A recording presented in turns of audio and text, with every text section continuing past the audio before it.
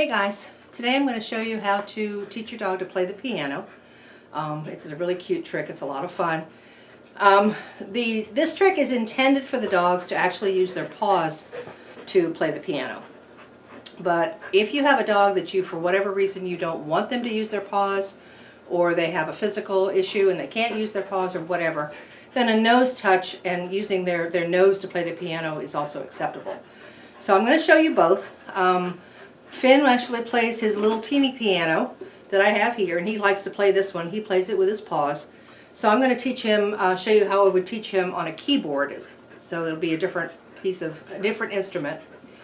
Carmine's going to use, thank you Carmine, Carmine's going to use his nose to play his piano. Now I prefer, if you can get one, this is a really cute one for Finn because I can take it with him. It's very portable. And the thing I like about these little plinking pianos that are more traditional is the fact that once they press it, it doesn't continue the sound. If I press this button, then it stops. It just makes a plink like that. So if he kept his feet on it, he would have to lift his foot and hit again for it to make another noise. The electric keyboards, unfortunately, seem to be, most of them are set up so that when you touch it, if you hold it, the noise continues. The other thing I don't like about keyboards is they have all these other buttons that do all kinds of other things. So for the keyboards, what I've done is I've taken some cardboard and kind of covered up all those extraneous buttons that are on there. And then you just have to deal with the fact that once the dog hits it, if they keep their weight on it, it's going to continue to make that noise. But that helps a little bit anyway. So I'm going to show you how to do this. And you're going to start by just using targeting, paw targeting or nose targeting, whichever one. The method's going to be pretty similar. It's just whether or not you're going to accept a paw touch or a nose touch. So I actually have it taped down to the mat because I don't want him to move it or push it away. It's just easier for me this way. But if you were first bringing your dog out to this and you showed it to them, I would mark them for any interaction with it. Good. Any interaction at all, I would go ahead and mark and reward. After that, I would only reward for a paw touch. Good. I also would not reward on the keys. Good. For if you're having them use their paw, then I would not reward on the key, but I would reward probably near it, but not actually on it. Good. I don't want to reward in my hand because I don't want to pull him over towards me. Good. The other thing is that if you have a sound-sensitive dog and they're afraid of the noise, I would start by playing the piano yourself and just rewarding every time they hear the sound. Play a note, give a retreat. Play a note, give a treat. Get them used to the noise first, and then go ahead and see if you can get them to work on actually making the noise themselves. This cardboard really has helped. It helps focus them, not only focus them more on the keys, but it also, the other thing I've noticed with this is that it helps me know when they've actually been correct, because when they have these buttons that make all these noises, it's really kind of hard. So Finn is at the point now where he is using his paws, and we've worked on that. So I'm going to show you how we're working on that piece of it. And I'm only marking for a paw touch. You can use a target. If you have a foot target and you want to start with that, you could put that on the keys. Or you can just shape this and just mark for any interaction.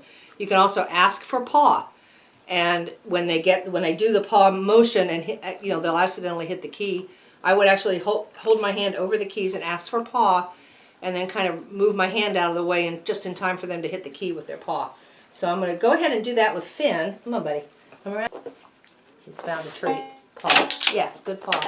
Now I don't really want him to come over here to me, so I'm going to feed back on the mat. Good. I also don't really want him to scratch. Good. But he is he's kind of hitting it with his paw, so that's good. But you notice, good. That's part of the reason I'm rewarding back, is I don't want him to come up here. Good. I really just want him to hit those keys. So I am going to reward back. I don't really want that. But for now, I would mark that at first. But I'm going to try to get past that. Good. That was a good one. Good boy. Good job. That was very good. I liked that. And try to get them to focus just on the keys. Paw. And he's good. One of the reasons he's sniffing is that Carmine was using his nose, and I was actually putting food on these keys. So you won't have that as much trouble. As long as you don't put your food on the keys, you shouldn't have that problem with them going and sniffing it with their nose. And once they're really doing this well, then you can start to ask for a couple of notes. Good. And I would like him to use both feet, so I might start trying. But most dogs do have a dominant foot. Good. So for now, I'm marking either one. You notice it's almost always the same foot that he's using. So what I'm going to do is going to try to get the other foot. Paw, paw. Yes, good boy. And you might have to ask for that paw. Nope. Yes, good. Might have to ask for that other paw first.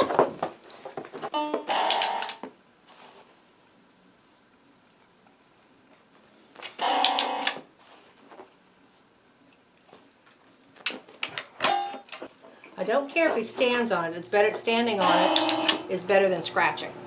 So if he stands on it, I'm going to go ahead and reward that.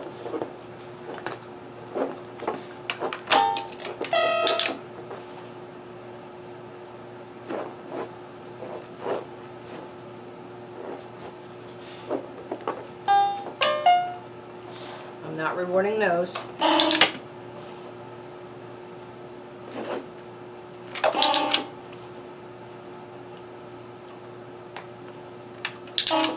So you kind of have to decide what you're going to reward and what you won't.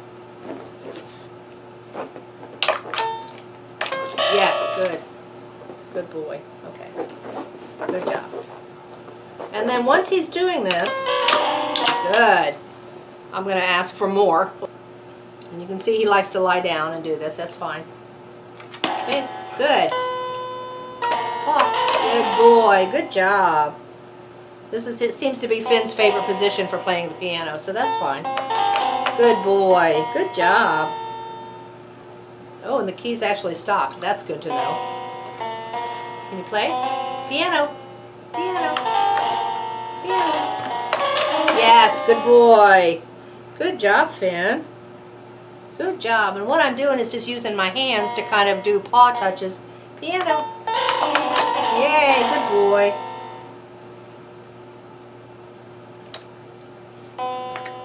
So that would eventually be my cue.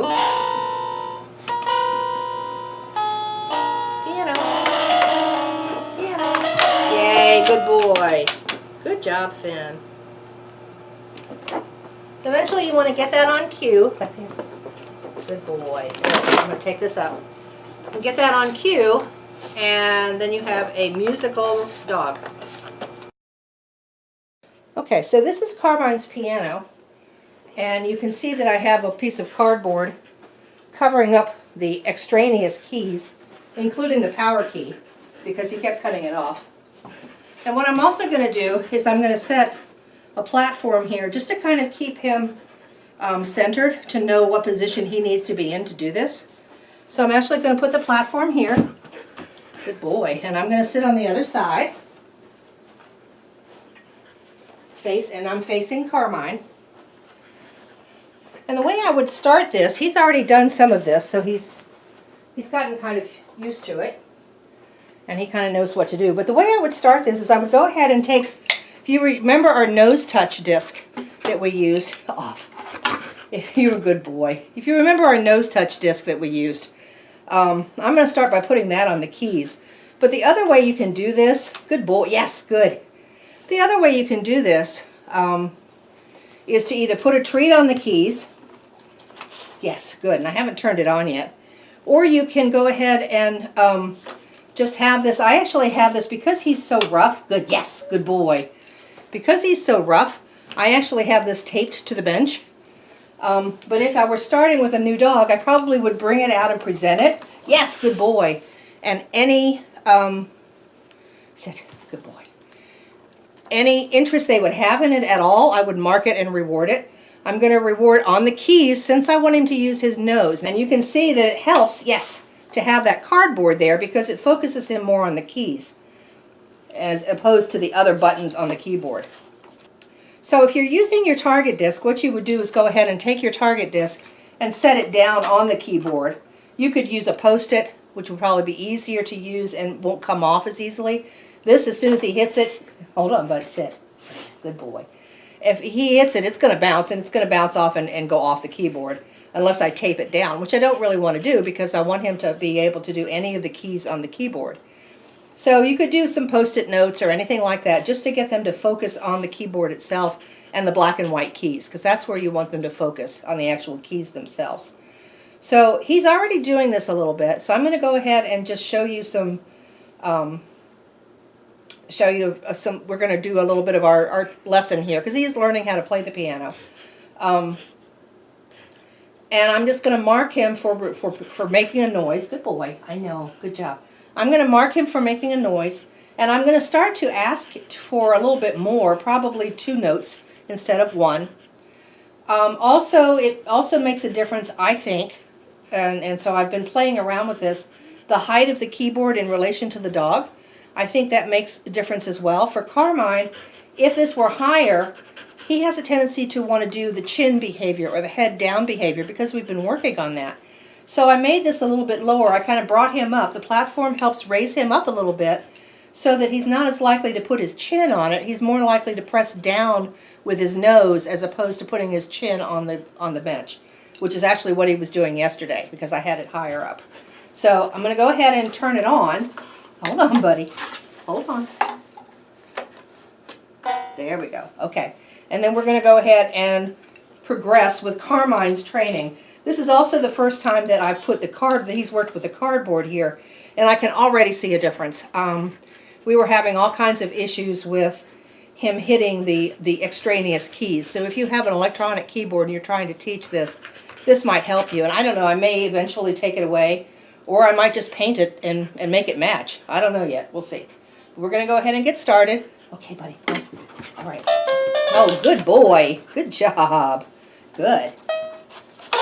Good. And every so often I am going to reward on the keys. Good. So that I can remind him to stay down there. Good boy. Good. And I'm going to reward in different places on the keyboard. Good. To try to get him to do other... Oh, good boy. That was a good one. Good job. Let's go over here.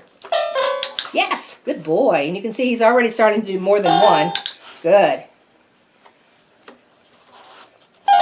Oh, wow. That was perfect, Carmine. Good piano. I'm going to give you a jackpot for that. That was awesome. Yay. Good boy. Oh, good boy. He actually played some extra notes there. That was awesome. Good job. Good job. Keep going. Yay, good boy. Good job. So you want them to play several notes there. Yeah, good boy. Good job, Carmine. Yes, good. Every so often, you're going to want to go back to just one little note. Good boy. Good. Good. And I'm starting to toss the treats away now. Yay, good boy. Good.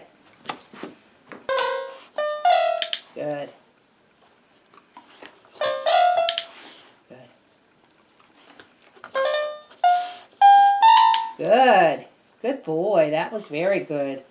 Good job. I'm going to give you several for that. That was several notes. That was great. Piano. Oh. Good. I really do not want him to use his paw. Yes, good boy.